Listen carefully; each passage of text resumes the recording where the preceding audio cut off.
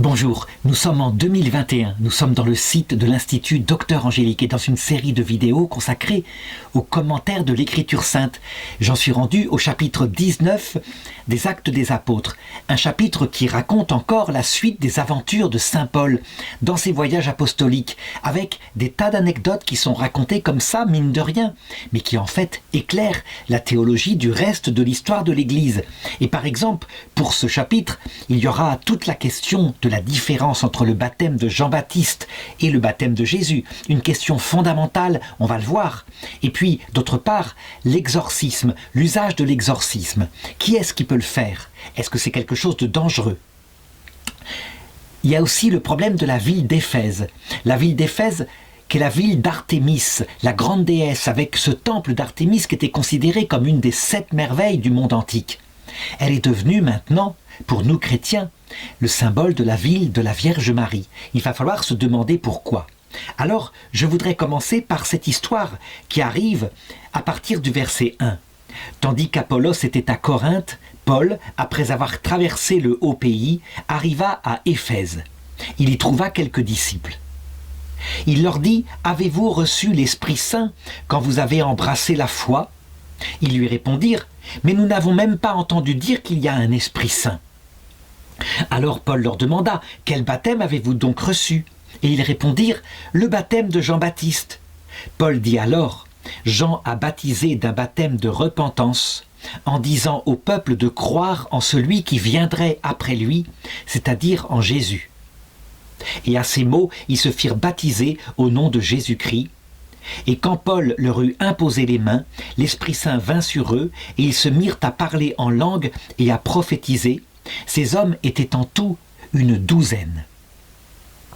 Je l'ai dit, il y a là quelque chose qui est absolument fondamental, qui a d'ailleurs été l'objet de tout le Concile de Trente, du moins de la 6e session du Concile de Trente, et la question, elle est ici, qu'est-ce que le salut ? C'est quoi le salut qu'on peut avoir sur terre? Qu'est-ce que Jésus apporte de plus que par exemple les préparations, comme le sommet de l'Ancien Testament, représenté par Jean-Baptiste? Pourquoi c'est un problème important? Eh bien parce que il s'est levé au XVIe siècle un théologien appelé Martin Luther qui avait dit « La foi est le salut, et la foi suffit. Parce que vous avez confiance en Jésus-Christ, vous êtes dans le salut. Que vous arriviez après à pécher, peu importe. L'essentiel, c'est que ce péché originel, avec ses conséquences en vous, a détruit votre liberté, donc vous ferez toujours le mal. Mais si vous avez confiance en lui, vous êtes dans le salut. » Eh bien, l'Église catholique s'est opposée à cela en disant « Certes, la foi est nécessaire, mais elle n'est pas suffisante. Elle est nécessaire en ce sens que sans elle, on ne peut pas avoir confiance en Jésus, on ne peut pas connaître non plus son cœur, et donc on ne peut pas rentrer dans le salut qui est quelque chose d'autre, quelque chose de plus précis, de plus puissant, qui vient de Jésus-Christ. » Eh bien, ce texte-là, exactement ici, le reprend. Alors, pour cela, essayons de regarder ce qu'apportait le baptême de Jean-Baptiste. Paul le dit en une seule phrase, Jean a baptisé d'un baptême de repentance. On peut même dire que dans certaines lettres, Paul dit toute la loi ancienne qui préparait la venue de Jésus, elle préparait ceci, un baptême de repentance. Ça veut dire que, par exemple, les 613 commandements de la loi de Moïse, impossibles à suivre, n'avaient qu'une seule raison d'être, chez des peuples barbares. Ils essayaient de les suivre, c'était impossible, ça prenait toute la journée, il y en avait trop. Il y avait même qui était organisé par la loi la manière d'aller aux toilettes, enfin, c'était tout. Et donc, les gens, s'ils étaient honnêtes, malgré leur cœur un peu primitif, ils disaient à Dieu « J'en suis pas capable, prends pitié de moi ». La loi créait donc le péché en manifestant que l'homme n'était pas selon la volonté de Dieu. C'était quelque chose de positif, mais évidemment adapté à des peuples primitifs, parce que, au bout d'un certain temps, la loi s'est affinée, le peuple a fini par comprendre que ces commandements matériels, c'est pas tellement ça que Dieu regardait, pas même d'ailleurs les sacrifices au temple avec des animaux, que c'était un cœur droit, et le sommet qui va être prêché d'abord après l'exil à Babylone par le prophète Daniel. Le sommet, c'est un cœur modeste, un cœur humble, un cœur qui se reconnaît devant Dieu comme pécheur, qui prend la vraie mesure de ses jours. Ça avait été déjà enseigné par le roi David dans les psaumes, mais il n'y avait rien à faire. Ça revenait toujours à travers les œuvres matérielles de la loi et le peuple finissait par oublier l'humilité. L'humilité est donc quelque chose de très important, avec sa conséquence, un cœur repentant, parce que des hommes pécheurs qui sont humbles se reconnaissent comme pécheurs. Eh bien, cette attitude-là, cette attitude du cœur, ce qu'on appelle un cœur circoncis, ne sauve pas. Et pourtant, certains ont dit, si elle ne sauve pas, c'est qu'elle perd. Tout ce qui n'est pas avec le Christ damne. Pas du tout. L'Église le dira au Concile de Trente, toute une série de canons en particulier qui parlent de la préparation au salut. Ça veut dire que ces choses-là, elles ne sauvent certes pas, mais elles préparent le salut. Et toute proportion gardée, saint Paul le dit, regardez le mariage et vous comprendrez la différence qu'il y a entre préparation et puis le mariage lui-même, ce qui fait le cœur du mariage, ce sans quoi on n'a rien. Et c'est assez facile à comprendre. Prenons un jeune homme qui est droit, qui a été bien élevé par ses parents, qui se comporte bien, qui a du respect pour les femmes en général, et même qui désirerait rencontrer la femme de sa vie. Il pense à ça, trouver la femme honnête, la femme droite, la femme belle, qui pourrait combler son être. Mais il ne la connaît pas. Eh bien, tout ce qu'il a jusqu'ici s'appelle préparation au mariage. Mais il n'est pas marié, il n'est pas dans l'amour, il n'a pas cette vie réciproque qu'est le mariage. De même, imaginons qu'il rencontre une jeune fille, il la voit de loin, il considère son comportement. Elle est magnifique, elle est limpide, elle ne pense qu'aux autres, elle est droite, etc. Il se met à avoir confiance en elle et il se met même à l'aimer. Eh bien, il n'est pas dans le mariage. Il est dans la préparation.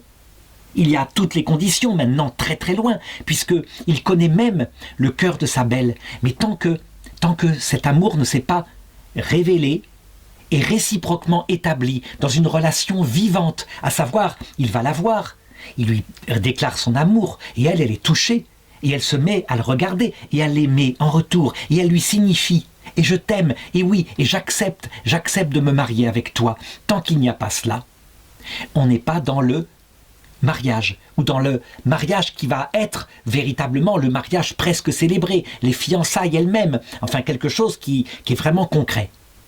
Eh bien, c'est exactement pareil par rapport à Dieu. Tout l'Ancien Testament et le baptême de Jean-Baptiste préparaient à l'homme un cœur humble, un cœur modeste et même un cœur croyant. On connaissait Dieu, on savait qu'il était le créateur du monde, qu'il était unique. On avait même confiance en lui, mais avec une certaine peur tout de même, parce que il s'était montré terrible quand on lui désobéissait dans les temps jadis. Donc, jusqu'à Jean-Baptiste, on n'osait pas aimer Dieu. On n'aurait jamais osé. C'est un peu l'attitude de ce jeune homme. Si jamais la jeune fille dont il était tombé amoureux, c'était la reine du pays, et lui est un pauvre paysan, jamais il n'oserait. Mais il s'avère que, de fait, elle lui dit, cette reine, qu'elle est d'accord, qu'elle veut bien l'épouser. Alors tout d'un coup, tout est changé. Eh bien, le baptême de Jésus, c'est exactement ce passage à la vie nouvelle. C'est tellement important de comprendre et tellement concret qu'on voit Jésus qui l'explique à Nicodème. Nicodème, c'est le sommet de l'Ancien Testament. C'est un homme de foi, c'est un homme de bonne volonté, c'est même un homme qui a entendu le message de Jésus et qui vient auprès de lui en secret pour voir s'il est vraiment le Messie. Et Jésus lui dit, si tu ne renais pas de l'Esprit Saint, tu n'entreras pas dans le royaume des cieux. Et l'autre ne comprend rien. Comment ça? Il faut donc renaître, il faut rentrer dans le sein de sa mère et renaître. Il est complètement à côté de la plaque, ce qui montre à quel point le message de Jésus est nouveau. En fait, ce que lui explique Jésus, et qui sera réalisé après sa passion à la Pentecôte, c'est que l'Esprit Saint va venir dans son cœur en personne. La personne de la Trinité, qui s'appelle l'Esprit Saint, va venir dans son cœur, et là, il deviendra le tabernacle où il habite, et il pourra lui parler dans un cœur à cœur vivant qui ressemble à un mariage. Et donc, voilà le baptême de Jésus, voilà très exactement ce qu'est le salut. Évidemment, sur terre, ça se fait affectivement. L'Esprit Saint se cache, on croit en sa présence, il faut donc avoir la foi, croire en les paroles de Jésus-Christ qui a parlé du Saint-Esprit pour décrire son amour et son humilité. Il faut donc indispensablement la foi, comme le disait Martin Luther. Mais cette foi permet cette charité. Et c'est ça véritablement le salut, c'est donc le mot, la charité. Les conciles au cours de l'histoire iront jusqu'à dire « La charité, c'est donc un amour d'amitié entre Dieu et notre âme, un amour qui implique une égalité, une vie commune. C'est comme un mariage, quoi. » Or, Dieu est grand, comme le disent les musulmans, et nous sommes tout petits. C'est donc impossible, disent les musulmans. Ils n'ont pas tort. Comment un ver de terre pourrait-il être ami avec une princesse? Ça ne va pas du tout. Eh bien, l'Église catholique l'explique. D'abord, Dieu s'abaisse, il est infiniment humble, il va jusqu'à s'incarner. Et Dieu élève notre âme par ce qu'on appelle la grâce sanctifiante. Une grâce qui surélève notre âme pour la rendre capable d'aimer cet être d'une autre nature supérieure qu'est Dieu. Et alors le cœur à cœur de l'amour, d'amitié qu'on appelle charité, la vertu théologale de charité, est possible. Évidemment, comme c'est une amitié véritable, un peu comme dans un couple marié, elle produit des œuvres. Ça veut dire que c'est pas passif, c'est pas comme le croyait Luther, une simple confiance et on reçoit tout de Dieu et tant pis si on pêche, non. C'est comme dans un amour humain, quand il n'y a pas des actes d'amour, des sacrifices pour l'autre, des efforts pour lutter contre ses faiblesses, contre ses péchés, ce n'est pas de l'amour. Et donc, comme il y a des enfants de l'amour que sont les pauvres pécheurs, notre prochain, l'œuvre supérieure, c'est quand l'épouse que nous sommes s'occupe de ses frères, pour qui Jésus-Christ est mort. Et donc, donner à manger à ceux qui ont faim, prêcher pour ceux qui ont soif de Dieu, etc. Œuvre de charité, voilà ce qu'il en est. Donc, on le voit ici, mine de rien, toute l'histoire de l'Église est contenue. Qu'est-ce que le salut? Je l'ai dit, vie nouvelle avec Jésus-Christ. C'est pas plus compliqué que ça, hein. Mais voilà la foi catholique et orthodoxe, c'est-à-dire que c'est la même hein, dans ces deux pôles, ces deux poumons de l'Église universelle. Alors, il est dit d'ailleurs, quand Paul leur eut imposé les mains, l'Esprit Saint vint sur eux, ou plutôt en eux, et ils se mirent à parler en langue et à prophétiser. Ça veut dire que ça se met à jaillir aussitôt de manière charismatique vers le prochain. Ils peuvent parler de Dieu, le communiquer aux enfants, qui sont les païens, les Grecs, etc., qui sont dans le secteur. Ces hommes étaient en tout une douzaine, ce qui encore est symbolique, hein, ça symbolise l'humanité entière qui recevra la proposition du salut. Il y a eu 12 fils d'Israël, c'est les hommes d'avant le Christ, symboliquement. Il y a eu 12 apôtres, c'est les hommes d'après le Christ, symboliquement. Ici, ces 12 hommes-là, eh bien, symbolisent le monde entier. Et donc, je voudrais continuer avec le verset 8. Paul se rendit à la synagogue et pendant 3 mois, il y parlait avec assurance. Il entretenait ses auditeurs du royaume de Dieu et cherchait à les persuader. Certains cependant, endurcis et incrédules, décriaient la voix devant l'assistance. Il rompit alors avec eux et prit à part ses disciples. Chaque jour, il les entretenait à l'école de Tyrannos. Donc on le voit une fois de plus. Il y a cette obstination de certains chefs des Juifs qui n'ont pas reçu la foi. Donc, ils ne sont pas vraiment responsables. Ils sont dans la même attitude que saint Paul avant sa conversion. Et eux estiment que c'est un pervers, que la voie de Jésus-Christ est une déviation du judaïsme. Et donc, ils vont contrer tous les efforts qu'il fait pour évangéliser. Alors toujours pareil, des cris d'oiseaux, des hurlements, des ricanements pendant le culte à la synagogue, pendant la prédication de Paul, des moqueries, éventuellement des argumentations, mais très peu, et puis des médisances. Donc comme ce n'est plus possible, manifestement ils font obstruction, eh bien Paul choisit de réunir dans une petite école ceux qui veulent bien écouter son enseignement. Et les autres, ceux qui viennent faire le bazar, sont exclus. On pourrait même dire que c'est à ce moment-là que sera institué le ministère des portiers. Ça veut dire des gens qui sont là pour surveiller la porte et pour empêcher les gêneurs de venir casser la prédication de Paul, afin de garder une ambiance de prière. Ce ministère des portiers sera gardé ensuite dans l'église. À la porte des églises, pendant des siècles, il y avait le portier qui surveillait qui pouvait entrer, parce qu'il était soit baptisé, soit catéchumène, qui ne pouvait pas rentrer parce qu'il venait faire le bazar. Il y a eu d'autres ministères institués par la suite, comme l'exorcisme, mais je vais en parler tout à l'heure. Ça intervient dans le texte. Toujours est-il qu'il en fut ainsi pendant 2 années, en sorte que tous les habitants de l'Asie, juifs et grecs, purent entendre la parole du Seigneur. Quand il est dit tous les habitants de l'Asie, non, disons tous ceux qui passaient par là, ils sont des millions, donc c'est pas possible. Paul n'a pas touché tout le monde. Sauf que ça se répand. Si l'Esprit Saint travaille avec lui, eh bien d'autres parlent à d'autres, et peu à peu, comme une bougie, comme la flamme qui se transmettrait d'âme en âme, le salut est en train de s'étendre dans l'Empire romain. D'ailleurs, tout à l'heure, je vais montrer dans un des passages que finalement, c'est vrai. Saint Paul commence à avoir une grande influence au point de susciter des émeutes chez les marchands d'Éphèse, les marchands les orfèvres qui fabriquent des statues de la déesse Artémis. Dieu opérait par les mains de Paul des miracles peu banals, à tel point qu'il suffisait d'appliquer sur les malades des mouchoirs ou des linges qui avaient touché son corps, alors les maladies les quittaient et les esprits mauvais s'en allaient. Ça, c'est encore une chose qu'il faut garder en tête. L'utilité des miracles n'est peut-être pas pour les grands intellectuels, comme par exemple dans l'Aréopage à Athènes. Par contre, pour les braves gens, qui ont besoin d'avoir des preuves que c'est bien une parole qui vient de Dieu, que c'est pas encore une nouvelle secte qui se développe là par je ne sais quel prédicateur qui a inventé un système, eh bien, il faut des choses comme ça. C'est important. Celui qui méprise les miracles, les prodiges, les signes, ne comprend pas ce que c'est que le début d'une vie chrétienne. Alors, après avoir développé ça, je voudrais aborder maintenant le problème de l'exorcisme au nom de Jésus. Donc voilà la scène qui se passe à partir du verset 13 du chapitre 19. Or, quelques exorcistes juifs ambulants s'essayèrent à prononcer eux aussi le nom du Seigneur Jésus sur ceux qui avaient des esprits mauvais. Alors d'abord, il faut comprendre que les juifs partagent la même foi que les catholiques sur les anges et les anges révoltés. Ils ont développé à cette époque-là une théologie qui est plus ou moins précise, qui va se préciser encore dans l'Église par la suite, grâce au pseudo Denis l'Aréopagite, qui n'est pas le vrai Denis converti par Paul à l'Aréopage d'Athènes, mais quelqu'un qui en a pris le nom, qui s'en est affublé et qui vraiment est un père de l'Église très important, dans son livre « Les hiérarchies célestes ». Mais tout de même, il y a une vraie théologie solide, et donc, par rapport aux maladies psychiques, à ce qui se passe dans la tête des gens, on pense à cette époque-là que ça vient de démons.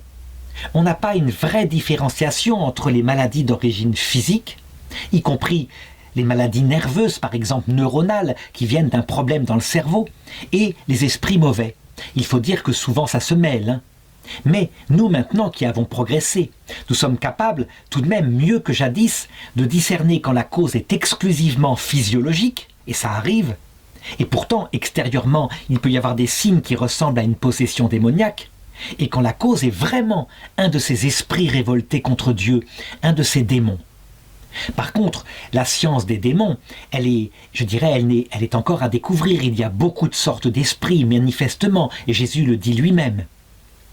Nous, on connaît principalement dans l'Église catholique les anges, qui sont des purs esprits, des intellectuels, qui ont organisé le monde. Les musulmans connaissent aussi les djinns, qui seraient des esprits qui ont été créés avec un psychisme. Donc ils voient, ils entendent, ils peuvent s'ennuyer. Peut-être correspondent-ils effectivement à ce qu'on voit dans l'Évangile, quand Jésus chasse des démons du corps d'une femme, et les démons le supplient de ne pas les laisser aller en enfer, mais de les envoyer plutôt dans un troupeau de porcs qui est là. Et Jésus l'accepte. On voit bien que cette demande des démons, eh bien, ce n'est pas digne d'un esprit pur, d'un ange révolté. C'est plutôt effectivement quelque chose d'intermédiaire, de plus bas. Donc il doit y avoir des démons comme ça qui, quelque part, si on voulait s'en faire une idée, ressemblent aux oncles de Casper le fantôme dans le film sur le petit fantôme. C'est-à-dire ces oncles qui ont besoin de s'occuper, qui s'amusent, qui font peur, qui sont méchants, évidemment. Et pourquoi pas, leur existence est possible. Toujours est-il que ces juifs connaissent cela, et donc ils pratiquent l'exorcisme, ils en vivent même, ils le font payer, parce que finalement, pourquoi pas, s'ils peuvent délivrer et soulager des gens, eh bien très bien. Et comme ce sont des médecins de l'âme quelque part, on pourrait dire actuellement des psychiatres, eh bien ils s'intéressent à cet esprit par lequel Paul agit, et ils se demandent s'ils ne pourraient pas simplement s'en servir, pourquoi pas. Cet esprit puissant-là, qui chasse de manière grandiose et instantanée des démons de tous les corps, ils en entendent parler depuis des années. Ils en ont forcément entendu parler peut-être par Jésus de Nazareth lui-même, celui qui fut crucifié et qui faisait ces choses-là aussi. Alors il disait, « Je vous adjure par ce Jésus que Paul proclame, et il chassait le démon de cette façon-là. » Pourquoi pas? L'idée est judicieuse. Il y avait là 7 fils de Sheva, un grand prêtre juif, qui agissaient de la sorte. Mais l'esprit mauvais leur répliqua, « Jésus, je le connais, et Paul, je sais qui c'est, mais vous, qui êtes-vous » Et se jetant sur eux, l'homme possédé de l'esprit mauvais les maîtrisa, les uns et les autres, et les malmena si bien que c'étaient nus et couverts de blessures qu'ils s'échappèrent de cette maison. Et tous les habitants d'Éphèse, juifs et grecs, surent la chose, et la crainte alors s'empara de tous, et le nom du Seigneur Jésus fut glorifié. Alors qu'est-ce qu'il s'est passé ici? Eh bien, je pense que l'expérience a montré à l'Église, depuis cet épisode-là, que le démon, c'est quelqu'un de puissant. Et donc, pour le chasser, il faut quelqu'un de plus puissant. Et ce quelqu'un de plus puissant, ça ne peut être que soit Jésus-Christ lui-même, qui est Dieu, qui est le Verbe éternel de Dieu, ou alors ceux à qui il donne tous ses pouvoirs, comme il l'a promis, comme saint Jean le raconte. Vous ferez des œuvres, les mêmes que je fais, et vous en ferez même de plus grandes, dit Jésus dans l'évangile selon saint Jean. Parce que je vais vers le Père. Ce qui veut dire qu'il y a une vraie communion des saints avec les personnes qui sont au ciel. Quant aux personnes qui sont sur terre et qui travaillent au nom de Jésus, comme saint Paul qui a une mission de l'Esprit Saint et de l'Église, il est évident que de la même façon, dès qu'il demande à Jésus de chasser un démon, aussitôt Jésus le fait, ne serait-ce que pour lui montrer, pour montrer au peuple le pouvoir que saint Paul a comme représentant de Jésus sur terre. Alors, pourquoi ça tourne mal ici avec ces Juifs? Eh bien, simplement parce que ils se servent uniquement de ce pouvoir-là, peut-être pour gagner leur vie, ils sont peut-être efficaces, mais qu'on ne se sert pas de Jésus comme d'un médicament. C'est pas comme ça, c'est une personne. Ça veut dire que l'idée était bien vue, finalement, mais elle ne correspond pas à ce que c'est que l'Évangile. Jésus, on ne peut pas s'en servir comme cela pour faire de l'argent, on ne peut que l'aimer, se lier à lui par une âme pure, et alors, véritablement, comme un ami demande à un ami, lui demander de chasser des démons. Ils auraient dû faire ça, mais ils ne le savaient pas. Résultat, ils sont démunis devant un démon qui se retourne contre eux. Le démon en lui-même aurait pu les attaquer, mais il se sert du possédé, à qui il communique une force presque surhumaine pour ainsi les battre comme plâtre. Devant, je dirais, le caractère impressionnant et même dangereux d'un vrai exorcisme fait quand il y a vraiment un démon. D'autant plus qu'il faut avant un discernement, l'Église en est parfaitement consciente. Eh bien, elle a décidé, à partir, disons, du XVIe siècle, que l'exorcisme serait réservé non plus à quelqu'un qui est à la porte de l'Église, par le ministère institué, mais à un prêtre sage et aussi un prêtre priant, désigné par l'évêque, et qui serait mandaté pour le diocèse afin d'appliquer le grand exorcisme solennel en particulier. Mais avant, il devrait discerner, chercher l'esprit, chercher si la cause est naturelle ou si elle est vraiment une possession démoniaque. Il faudrait le faire avec beaucoup de théologie. Voilà pourquoi les exorcismes sont d'abord choisis parmi des théologiens, plus qu'avant d'être des saints. En effet, les saints qui sont dans l'affectivité auront tendance facilement à être naïfs et à voir le démon là où il n'est pas. Les théologiens qui utilisent une méthode rationnelle, qui éventuellement font des tests pour vérifier si la cause est non naturelle, eh bien ceux-là, ils ne se laissent moins berner. Ils peuvent aussi se laisser berner, attention, hein. Évidemment, quand on a un exorciste qu'à la fois un grand théologien, très prudent, très rationnel, capable de dire non, ça c'est une cause psychologique, ou ça, éventuellement, c'est un bon ange. C'est arrivé. On a vu sainte Mariam Bawardi, qui était possédée par son ange gardien. Certains en Inde, qui n'étaient pas assez formés en théologie, donc des prêtres en Inde, eh bien ne la crurent pas, crurent qu'elle était vraiment possédée par un démon et la chassèrent. Elle retourna en France. En fait, la possession, dans certains cas, était vraiment par un bon ange. Il faut être capable d'en discerner. Évidemment, comment est-ce qu'ils auraient pu le savoir? Eh bien simplement en regardant les effets quand elle entrait en transe. C'était une extase qui produisait des poèmes à la louange de Dieu, des chansons magnifiques, des hymnes dans le style des psaumes de David. Un démon n'aurait pas fait ça. Ils auraient pu le savoir, mais bon, peu importe, ils étaient encore dans une théologie en apprentissage. Toujours est-il que voilà, maintenant, on peut le dire, l'exorcisme est réservé à ce prêtre. Ça veut dire que nous, simples fidèles, nous ne pouvons pas pratiquer l'exorcisme. Si, on le peut, mais uniquement le petit exorcisme qui consiste à quoi? Ben simplement parce que nous sommes proches de Dieu, par la prière, dans le cœur à cœur. Nous avons le droit de demander à Dieu ou à notre ange préféré ou à tel saint que nous aimons au ciel de chasser le démon. Humblement, sans le mériter, mais simplement, plus une âme est limpide, plus elle est humble, plus elle est droite devant Dieu, avec beaucoup d'amour, plus Dieu va faire sa volonté. Et l'exorcisme, parfois, fait par une personne comme ça, par exemple par des enfants, qui prient avec le grand exorcisme à côté, eh bien, est plus efficace que le grand sacramental institué par l'Église. En tout cas, se servir du nom de Jésus pour gagner de l'argent, comme le font certains mages, parfois, on le voit, ils ont souvent des croix, des crucifix partout, etc. Et puis ils pratiquent en même temps des évocations de démons. C'est extrêmement risqué, ça peut se retourner contre eux, soit physiquement, soit psychologiquement. En tout cas, c'est une chose qui ne plaît pas du tout à Jésus. Jésus parfois peut quand même les exaucer, ne serait-ce que pour qu'ils réfléchissent. Mais habituellement, ce n'est pas ce qu'il faut pratiquer. Alors ensuite, à partir du verset 19, eh bien du coup, ça provoque un choc dans toute la communauté de ceux qui entendent à Éphèse parler Paul. Et donc, comme on pratique beaucoup dans cette ancienne civilisation païenne, la magie, je dirais les sorts, toutes sortes de choses comme ça, beaucoup vont se repentir. Voilà ce que dit le texte. Beaucoup de ceux qui étaient devenus croyants venaient faire leurs aveux et dévoiler leurs pratiques, sous-entendu leurs pratiques magiques. Bon nombre de ceux qui s'étaient adonnés à la magie apportaient leurs livres et les brûlaient en présence de tous. On en estima la valeur, cela faisait environ 50 000 pièces d'argent. Ainsi la parole du Seigneur croissait et s'affermissait puissamment. Là, il faut encore que je commente ce passage-là, qui est très important, principalement peut-être pour nos frères africains. En effet, l'Afrique noire, en ce moment, elle est issue, il y a à peine un siècle et demi, d'une religion qui était principalement animiste. Ça veut dire un paganisme ancien, un paganisme tout de même mêlé de religions datant des périodes très anciennes de l'humanité, avec tout de même un dieu supérieur, etc. Mais aussi des multiples dieux, des démons, des esprits qui pouvaient être mauvais et des sorts qu'on envoyait.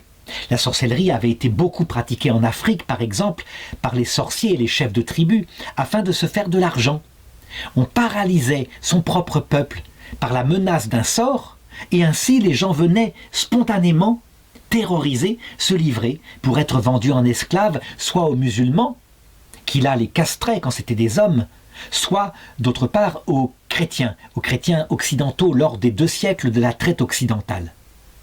Eh bien, comme l'Afrique n'a été évangélisée chrétiennement qu'il y a peu de temps, on peut dire que ces pratiques-là encore subsistent, et aussi en Haïti. Il y a encore beaucoup de vaudou où c'est un mélange de christianisme avec l'esprit de Jésus et de magie. Eh bien, on voit ici qu'il faut être carré, qu'il faut être net. Comment le faire? Eh bien d'abord, il faut travailler la théologie qui maintenant est très précise dans l'Église sur la place exacte des démons. Les démons sont des esprits réels, qui ont une certaine puissance, mais ils perdent toute leur puissance dès que Jésus ou un ami de Jésus est là. Ça veut dire en fait que ces pratiques-là, si on les conserve en même temps qu'on est devenu chrétien, on gâche tout. Jésus sera patient, miséricordieux, évidemment, il connaît ce qu'il y a dans le cœur de l'homme, mais en réalité, on perd la puissance spirituelle que donne Jésus. Et Jésus, quelquefois, il nous livre à nos propres pratiques magiques. Ça veut dire qu'on peut être attaqué ou même attaqué. On ne peut pas servir en même temps Jésus, dont le cœur est doux, humble, qui propose la vie éternelle, et en même temps les démons qui vont donner des biens terrestres, comme la séduction de certaines femmes, de l'argent ou de la gloire. Il faut donc être capable à un moment donné, pour être revêtu de la puissance supérieure de Jésus, qui va donner la vie éternelle et la pacification de l'âme vers des biens spirituels, l'amitié, le mariage fidèle, la consécration à Dieu, l'attente de la vie éternelle. Il faut être capable de faire disparaître toutes les anciennes pratiques magiques et de les mettre à leur juste place. Alors maintenant, est-ce que ça veut dire que quelqu'un qui serait consacré à Jésus est totalement immunisé du démon? Pas totalement, mais ça ne fait plus peur, parce que le démon, d'abord en général, il ne viendra que par la tentation, et donc à ce moment-là, on apprendra à la vaincre en se tournant vers lui, on apprendra de ces persécutions du démon.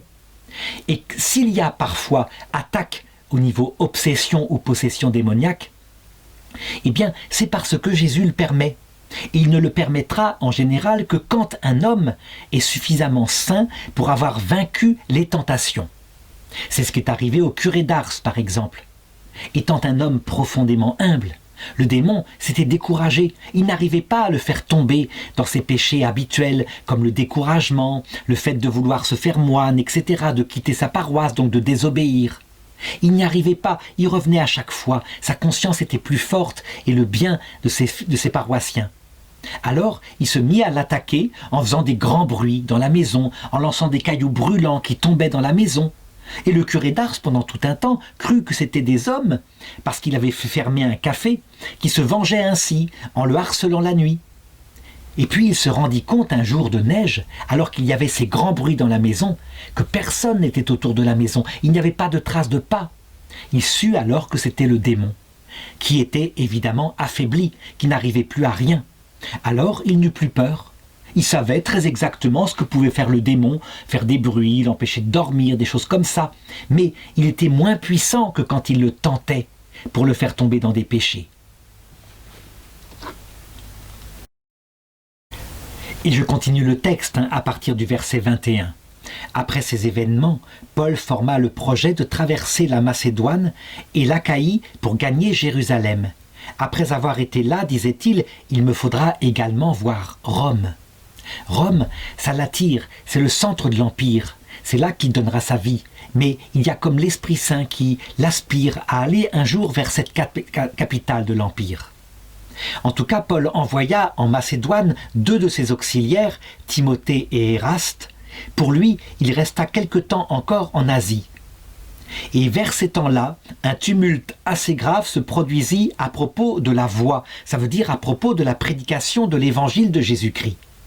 Un certain Démétrius, qui était orfèvre et qui fabriquait des temples d'Artémis en argent, procurait ainsi aux artisans de la ville d'Éphèse beaucoup de travail. Il les réunit ainsi que les ouvriers des métiers similaires et il leur dit ceci. « Mes amis, c'est à cette industrie, vous le savez, que nous devons notre bien-être. Or, vous le voyez et l'entendez dire, non seulement à Éphèse, mais dans presque toute l'Asie. Ce Paul, par ses raisons, a entraîné à sa suite une foule considérable en affirmant qu'ils ne sont pas Dieu, ceux qui sont sortis de la main des hommes. Cela risque non seulement de jeter le discrédit sur notre profession, mais encore de faire compter pour rien le sanctuaire même de la grande déesse Artémis, pour finir par dépouiller de son prestige celle que révère toute l'Asie et le monde entier. » Donc on le voit. Ici, c'est une révolte de commerçants qui est en train de se lever. Il est en train de tuer le métier, tout simplement. Alors, il y a une leçon à tirer d'abord. C'est que Paul, manifestement, on croit qu'il a peu d'influence. Mais apparemment, c'est pas vrai. L'évangile est en train de se répandre à toute vitesse. Ici, nous sommes peut-être vers 45, 50 après Jésus-Christ. Et donc, 20 ans après la mort de Jésus. Et l'évangile se répand. Dans un empire romain qui n'a pas encore pris la mesure de ce qu'il est, donc il ne le persécute pas encore. Alors, avant d'aller plus loin, il faut que je raconte qui est cette déesse Artémis, Artémis d'Éphèse. Eh bien, c'est une déesse grecque qui est identifiée à Diane dans le panthéon latin. Il y a eu beaucoup d'identifications dans des histoires à peu près analogues, et qui est une déesse extrêmement vénérée, au point qu'on lui a bâti un temple magnifique en marbre, qui est considéré comme l'une des merveilles, des 7 merveilles du monde grec. Et puis, il faut savoir donc, c'est la déesse de la chasteté, C'est la déesse de la chasse aussi, c'est-à-dire qu'elle a un arc, et puis elle est considérée comme protectrice des filles et des jeunes femmes, notamment pendant l'accouchement, ce qui explique la grande ferveur qu'on a pour elle. Elle est en plus très belle, elle est représentée de cette façon-là.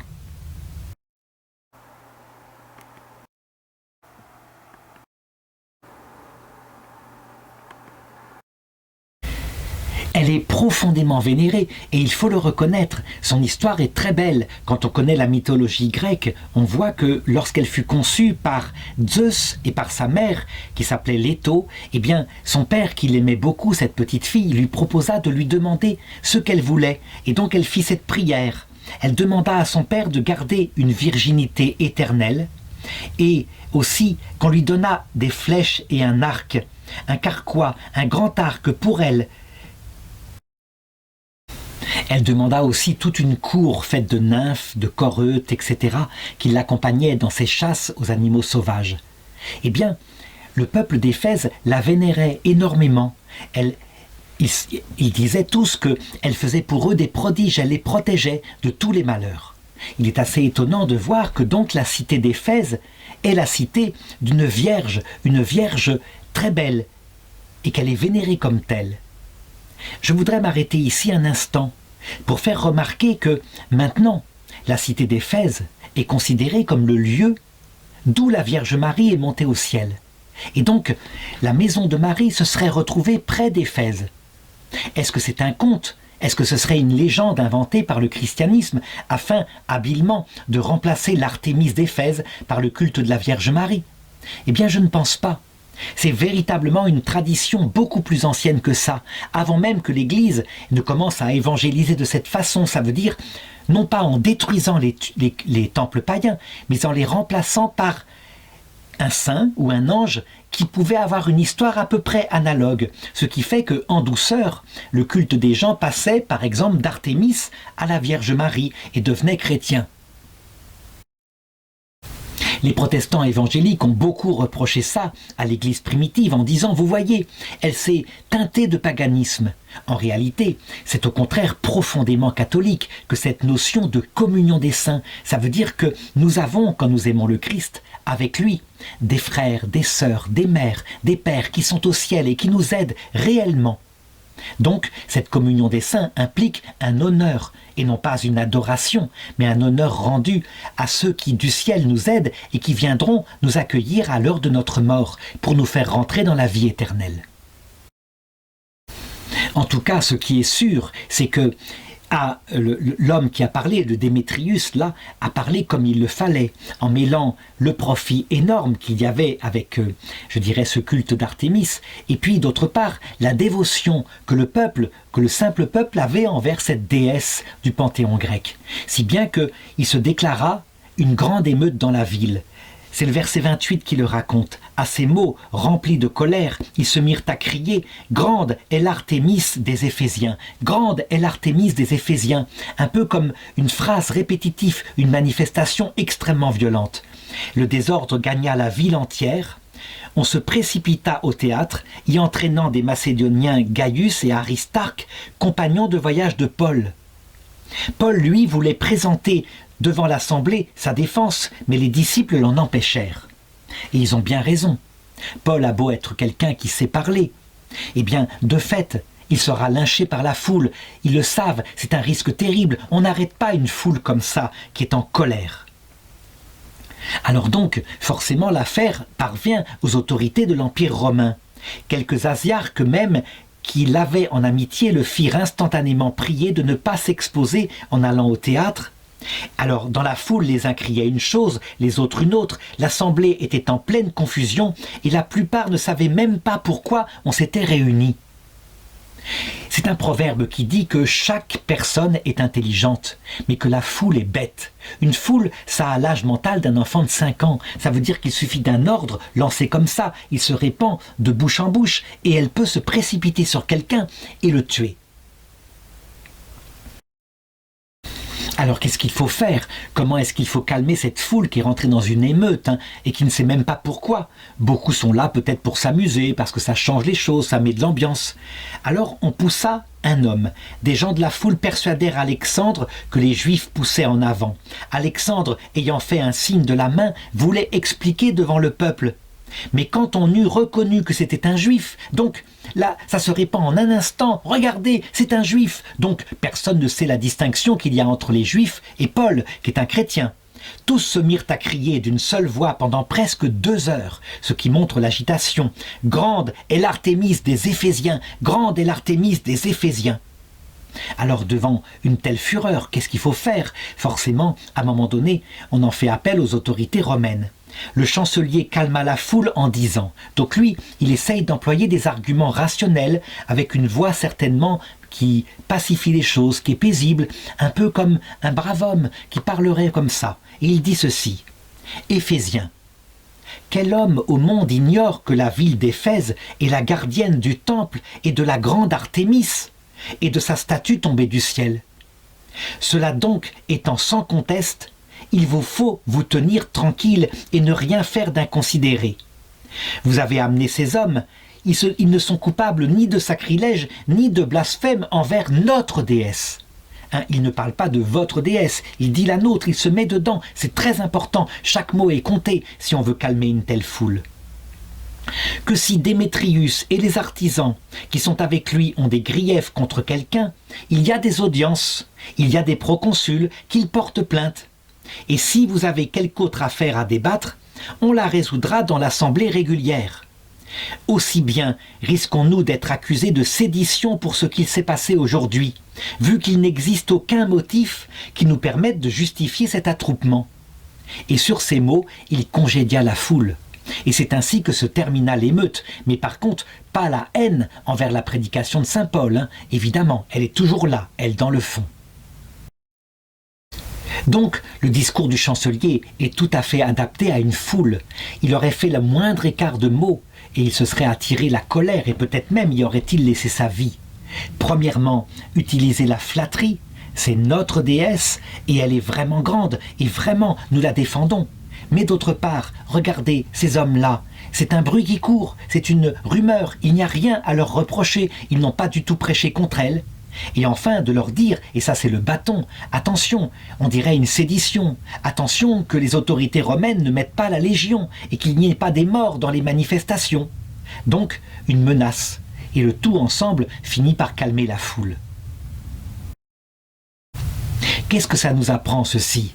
Eh bien, il faut se méfier de l'être humain sur terre. La nature humaine est particulière.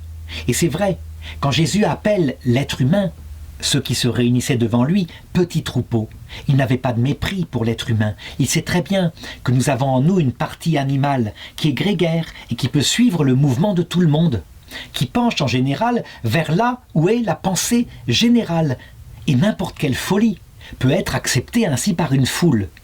On peut appeler ça même la marque de la bête. 6, 6, 6. Pourquoi? Parce que, en fonction de la pensée du temps, eh bien, il y aura toujours une majorité des hommes pour la suivre, parce que c'est la pensée du temps et que ça permet d'être, je dirais, en vue, d'avoir les bons postes, les postes de pouvoir, etc. Il y a toujours des individus qui, eux, par définition, veulent rester libres et se moquent de la pensée générale du temps, aussi stupide soit-elle. Mais il faut le reconnaître, la pensée du temps est plus importante. Voilà pourquoi, finalement, en ce XXIe siècle, le christianisme en Europe est minoritaire. Peut-être est-il plus fervent que quand, à une certaine période au Moyen-Âge, il était la pensée de tous. Alors, on pouvait adhérer au christianisme, non pas par amour du Christ, mais par amour de son poste, de la civilisation qu'on était en train de fonder. Et ça a d'ailleurs donné, quelques siècles plus tard, au XVIe siècle, les guerres de religion, ce qui prouve bien qu'on n'aimait pas le Christ. Lui est doux et humble de cœur, mais qu'on aimait le pouvoir donné par l'idée dominante du temps. De même, quand on regarde par exemple les idéologies qui se sont développées au cours du XXe et du XXIe siècle, qui se sont succédées les unes après les autres, qui, quand on les regarde maintenant, avec le regard historique, on voit qu'elles étaient parfaitement stupides. L'une des plus stupides, c'est le nazisme. Considérer que la race, ça veut dire la couleur de peau, puisqu'on n'avait aucune notion de l'ADN à l'époque, serait l'indication d'une supériorité, et qu'une race serait inférieure par rapport à l'autre, par rapport à sa couleur de peau. On voit bien que ça ne vole pas bien haut. Et pourtant, on arrivait à démontrer les choses avec une pseudo-scientificité.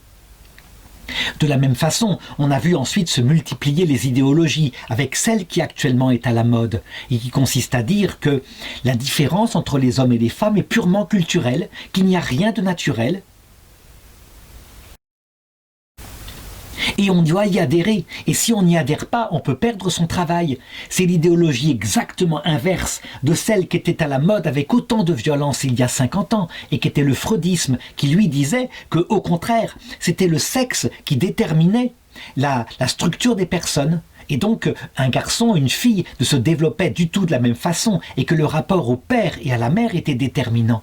On le voit. On peut arriver avec des choses qu'on répète, à faire croire à une foule n'importe quoi. Est-ce à dire qu'il faut mépriser l'être humain? Pas du tout. Quand on est chrétien, il faut savoir que si Jésus a voulu nous livrer pendant un certain temps à ce qu'on appelle la psychologie sociale, c'est ça veut dire l'influence du groupe qui nous entraîne à n'importe quoi. Ce n'est pas pour nous écraser, ce n'est pas pour nous perdre, mais c'est pour que nous comprenions notre fragilité. Et que, une fois redevenus individus ou famille devant le Christ, eh bien, nous reconnaissions ces fragilités en nous et que nous n'arrivions pas orgueilleux. Comme toujours, la clé pour comprendre l'éducation de Jésus, c'est l'apprentissage de l'humilité. Et comme je l'ai dit tout à l'heure, pour en revenir au début de cette vidéo, l'humilité elle-même est l'humus sur lequel va pousser l'arbre de vie qui s'appelle la charité, donc qui est le salut, qui est l'amour de Dieu et l'amour du prochain.